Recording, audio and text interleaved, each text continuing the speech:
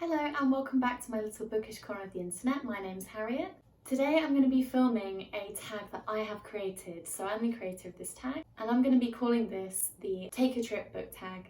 Basically what this is going to be is various different questions and prompts for you to show different books in your collection that you'd want to read on different kinds of holidays and kind of your reading habits when you go on holiday. I just thought it'd be really fun and perfect for at the moment because most of us can't travel anywhere. So it'd be nice to kind of imagine holiday situations even though we can't go. Before we get started, don't forget to like and subscribe if you enjoy my videos. Click the little bell if you want to be notified every time I upload a new one. And also this tag is open to absolutely everyone, so I'm not going to tag specific people, but if you do want to join in, definitely go for it. I'd appreciate if you do leave this video in the description so people know who created it. And definitely let me know as soon as you upload it because I'd really love to watch it and see your answers. Okay, let's get started. So question number 1 is an easy one. Which book would you take with you on a beach holiday? Now, when I go to the beach, assuming the weather is nice, I want to read something nice and feel good and wholesome and cozy, but also something with a little bit of adventure. So I would take Stardust by Neil Gaiman. This is brand new to me, so on my birthday, this actually came in the post. It was an Amazon parcel and it got sent to me by one of my lovely followers on Instagram, one of my bookish friends. Her name is Shannon and her Instagram handle is Treat Your Shelves. I'll leave that linked all down below for you so you can go and check her out. Her page is stunning, such a beautiful human being and so lovely to talk to. But she bought me this stunning edition of this book. Now, I've of course seen the film because the film is fantastic. I loved it when it came out when I was younger. But I've never read the book and I really want to try some of Neil Gaiman's writing because I've never tried anything before. And it just looks like it would be really fun and something very interesting but also slightly familiar, so I don't feel lost when I'm reading it. Also, if you know me by now, you probably realise that fantasy is one of my favourite genres. So while I'm chilling out on the beach, I want to read something that I'm definitely going to enjoy, and that will be this one. The second question is, what is your favourite genre to read when you're on a city break?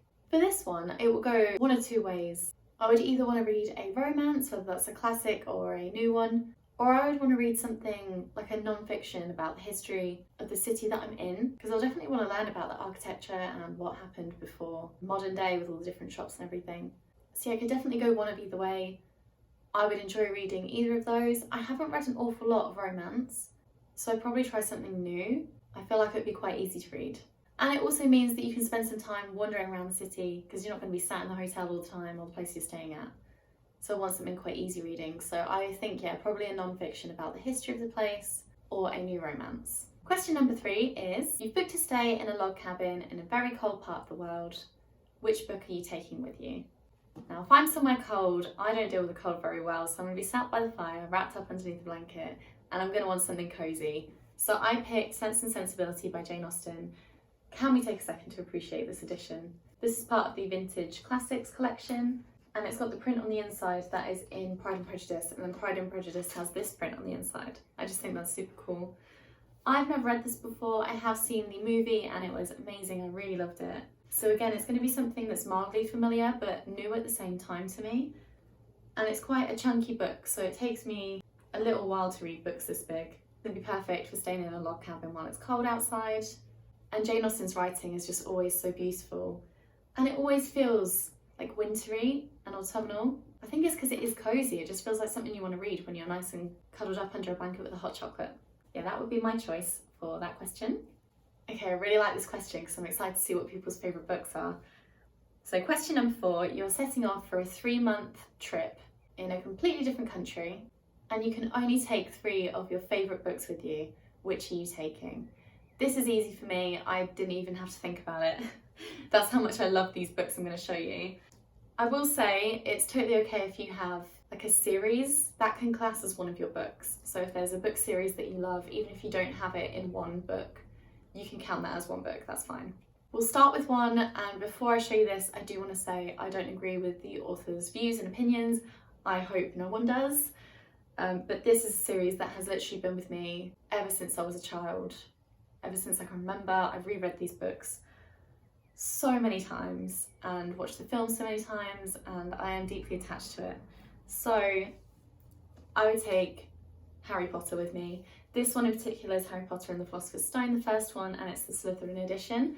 I am Slytherin, if you didn't know. I like to call myself a soft Slytherin though. I don't think I'm that cunning and I don't think I'm that ambitious per se, but sometimes apparently I can be a little bit spicy. So I do think that I fit into the house, but I would say that I am a soft Slytherin. And this edition is beautiful. It's got the sprayed edges, it's hardback, and it's got little facts about Slytherin as well. I love this book. This is probably the one that I've reread the most, because when I was really young, that's when I started the series. I think I got the American edition from a car boot sale for like 50p or something, and I just read it over and over as much as I could, even though I didn't really understand what was happening. I was very young when I was reading it, but I have reread the series pretty much every summer since I was maybe about 7 or 8. I just love it so much. And obviously I got to see the final books coming out too, which was super cool. But yeah, I would take this one with me, so that's one of my 3. And then the next 2, I still can't believe that I finished these series this year and they're my favourite books. But The Lord of the Rings by Jrr Tolkien, I adored this. This edition is pretty much destroyed. I had to glue the front cover back onto the page so that it doesn't fall off when I'm reading it. But this was just incredible. It's so adventurous, it's so fun. It's obviously very thick, so it would take me a long time to reread it. But I would love to revisit the characters in this. I just think it's so magical and so vast and just so creative. I mean, I would say that it's one of the best books ever written. I haven't read all the books in the world though, so maybe I can't say that. But for me, I just loved this so much. So I would definitely take this with me. And then we all know what the next one's going to be, don't we? The Books of Earthsea, the Earthsea Cycle by Ursula Le Guin. This is the illustrated edition. I've shown it before on my channel many times. But this has got all 6 of the main novels in there and the 4 short stories, so 10 books in total with all your illustrations. It would keep me busy for 3 months, definitely. I'd probably read it in about a month, to be honest. I just absolutely adore all these stories. Again, they're just super magical and whimsical, and the lands that are created in this are so vast, the characters are so well developed. It's just amazing. I will never stop talking about this, so I apologise if you get sick of it, but God, I want everyone to read this. Even if you don't enjoy it, I just would love to know that you've read this and given it a chance, because if you do end up loving it as much as me, that is such a magical and powerful thing. So yeah, I would take this with me. It would also be an excuse to reread it soon, because I definitely want to. Question number 5 is, which book would you take with you when you're going on a trip that will involve a lot of sightseeing? So this could be anywhere. Personally for me, if I'm going to go somewhere where there's lots of sightseeing, there's likely to be a lot of nature about, and if not, it will be in a city, and I want to be thinking about the things that are around the city, not necessarily the buildings. So I would personally take David Attenborough's Witness Statement. So this is A Life on Our Planet. I don't know if you might have seen the show that came out for this. Well, it was just one episode, it was like a film actually. This is such an important book, such an important read. If you don't want to read it, like I say, the film is out there and I think it's just over an hour long. But it's basically talking about what has happened to our Earth regarding climate change and animal extinction, species extinction, and basically talking about biodiversity and how the link between us and nature is slowly being broken, and essentially how long we have to change that before we go over the top of the scale and things can't be reversed. It is super, super important. I bought this as soon as it came out because I knew that it would be something that resonated with me. I'm pretty conscious about the environment. I could do better. I've always said that. I'm definitely not perfect, but this book really opened my eyes and makes me strive to be a better person, to be honest. So I would take this with me when I'm going somewhere with lots of sightseeing, just to ground me and bring me back to reality. Also, this edition I got from Waterstones. It's a Waterstones exclusive, I believe. Just take the little dust jacket off. So it's got these beautiful illustrations on the inside. And then I don't know what colour this will look, but it is actually a dark green. With the embossing on it, it's just beautiful. Such a lovely book.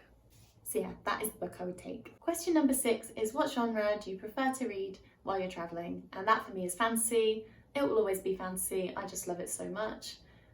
There's rarely a fantasy book that I don't like. And if there is going to be any, it will probably be to do with magical realism, because that just isn't for me most of the time. But yeah, definitely fantasy. I just find that it completely takes me out of the world that we're in and puts me into a different place, and I connect to the characters really well, and it's just so magical and fun. I think you need that when you're travelling, especially if you're going on long haul journeys, like if you're going on a 10-hour flight, you want to read something that's fun and that takes you out of that aeroplane and into another world. Question number 7 is, do you plan ahead for the books that you take on holiday, or do you just buy them at the train station or airport as you're leaving? I'm very much a planner. If I ever forgot a book when I was going on holiday, I'd definitely buy one when I was there because I can't travel without one. But I do plan ahead. I'll think about how long a book would generally take me to read, and I'll take like 2 or 3 depending how long the holiday is, but I do definitely plan ahead. Question number 8 is, you are booked in for an adventure-packed holiday with plenty of hiking, camping and sports. What are you reading? So for me, I would definitely want something adventurous, and this is a super exciting book because again, I got it for my birthday. My partner bought this for me. We saw it in Waterstones a couple weeks ago, and he didn't say anything then and there, but he went back and bought it, and I am so insanely grateful because I've never read this before, but I definitely want to. And that is The Hobbit by Jrr Tolkien. This little edition is so precious. I'll just take off the little sleeve. This again is a green hardback with the gold on the side, and then on the inside there's all kinds of illustrations. You've obviously got the maps in there too. The writing's pretty small, but thankfully my eyes are quite good, so I won't have trouble reading this. And gosh, it is just beautiful. I very nearly cried when I opened this because he wrapped it up inside of another present. He bought me a dress. So I was looking at the dress and then this dropped out, and I was just so surprised. I couldn't believe he actually bought it for me. But it's beautiful. I started this, I maybe got a chapter in years ago, but I wasn't in the right mindset. But now that I've read the Lord of the Rings trilogy, I definitely want to read The Hobbit. Now obviously this is a prelude to the Lord of the Rings, so it comes before. I believe this is aimed a little bit more at children than what the Lord of the Rings trilogy is. Correct me if I'm wrong. But I do know that there's plenty of adventure in here and it's very fantastical. You've got your dragons in here. Obviously you do follow the hobbits and you also follow the dwarfs and some elves too. All sorts of magical, mystical creatures, and it would just be perfect for something that's quite short to read and quite easy to read, but has loads of adventure packed in there. I think it would make me feel more adventurous while I was on the holiday. So that is my choice for that question. Question number 9 is, you are going on an all-inclusive holiday with plenty of sun, food and cocktails. Which book will you be picking up to read by the pool? Now, I struggle to think of a specific book, but honestly anything by Taylor Jenkins Reid would be perfect. I have got one downloaded on my Kindle called One True Loves, and I believe it is a romance. I don't know too much about it, I just know that I love her writing. I think she's an incredible writer. The characters are always super well developed and their storylines are so gripping and so dramatic. I think it would be perfect to read by the pool. And the final question is kind of a sneaky way to find out what you're reading at the moment. So question number 10 is, if you were sent away on a trip right this moment and you could only take the book or books that you're currently reading, which books are coming with you? So we'll start with the one that you probably already know that I'm still reading, A Clash of Kings by George R.R. Martin. This would be perfect to go away on a trip because I could really get through it. Oh, I got this little brass page marker for my birthday. It's a little cat, it's so cute. Then it came with these mice that you can put down the side of the pages if you find a quote that you really enjoy. I thought that was so sweet. That was from my aunt, she bought those for me. So I actually use bookmarks now, can you believe it? But guess what? I still dog in my pages. I just like how it looks, I'm sorry. Anyway, yeah, I'd be taking this with me. It's fantasy, so perfect for a little trip away. And like I say, it's a big chunky book, so it would be perfect if I'm doing a lot of sitting around. So there are 2 more books that I'm currently reading. This one here is My Dark Vanessa by Kate Elizabeth Russell. I am just over halfway through this now and I started reading it the other day. I cannot put this down. It grips a hold of you and it just does not let go. It is unyielding. This book, I do want to say, if you want to read this, definitely look up the content warnings because it does follow someone that has gone through sexual abuse from an older male teacher, and it is incredibly dark and very disturbing, but also very educational. I found while reading this that I can look at this from the point of view of someone that obviously doesn't see it as abuse. They saw it as love and they saw it as a relationship and they saw it as romantic. I will say at times it feels like it is being romanticized, but you have to remember that that's how the main character saw it, the main character Vanessa. But as the book is going on, I think she's starting to realise certain things about her past as she's remembering it, and maybe start to see why the things that happened were so awful and so traumatic. Yeah, so it's a heavy read, but I can't stop reading it. So it would be good for a trip because I would just smash through it. I'd probably finish the book on the journey there, to be honest. If it was like an hour's journey on a train, I'd definitely finish it. Yeah, I am really enjoying this so far, but I don't want to recommend it to people because it's so hard-hitting and it is so raw. It's not going to be for everyone. So definitely look into it before you pick it up. And then the other book is on my Kindle, and that is Rise and Fall of the Dinosaurs by Rossetti. I've been reading that for a while now. It is a non-fiction about dinosaurs and the start of the earth and the different things that were about before we were. It's super interesting. It's full of amazing facts and illustrations. So I've really been enjoying that between my fictional books. So that'd be perfect to break those up while I'm on holiday. And that is it for my tag. I hope you enjoyed it. Hopefully the questions are nice and fun and you have fun with it if you take part yourself. Do let me know down below if you are going to take part, and don't forget to let me know when your video is up, and don't forget to also leave this original video in the description so people know. But yeah, enjoy the rest of your day. I hope you have a lovely one, and I will see you in my next video. Bye!